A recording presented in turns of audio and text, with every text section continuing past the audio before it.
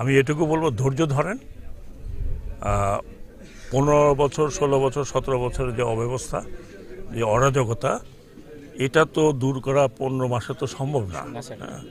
তো ধৈর্য ধরতে হবে। হ্যাঁ, আমি জানি আমাদের কিছু কিছু সমস্যা আছে, আমরা ফেস করছি। আমরা যেমন ধরুন, অনেকেই বলে স্যার ল অ্যান্ড অর্ডার আরও খারাপ হতে পারতো।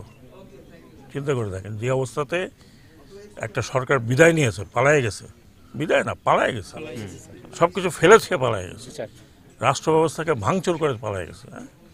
তো সেইটা আবার টেনে তুলতে একটু সময় তো লাগবে। আছে সমস্যা, হয়তো আরও ভালো হতে পারতো। বাট আমরা সর্বতভাবে চেষ্টা করছি, আমরা যতজন আছি, যাতে ল অ্যান্ড অর্ডার ভালো হয়।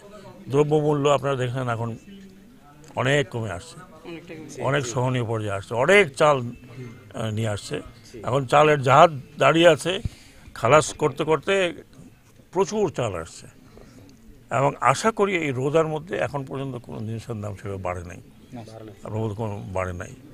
এবং প্রচুর রোজার সামগ্রী, খেজুর, আপনার বুট, ছোলা, দুনিয়ার কোথা থেকে আসছে আমি জানি না। আমি তো চিটাগং পোর্ট নিয়েও ডিল করি।